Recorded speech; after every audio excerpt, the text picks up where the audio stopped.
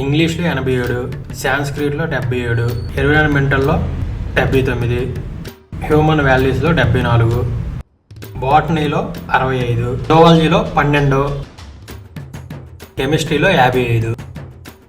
BZC group తీసుకొని zoology subject పోవటం ఏంటిరా? సరే ముందు నీ జువాలజీ బుక్ తీసుకొని రారా.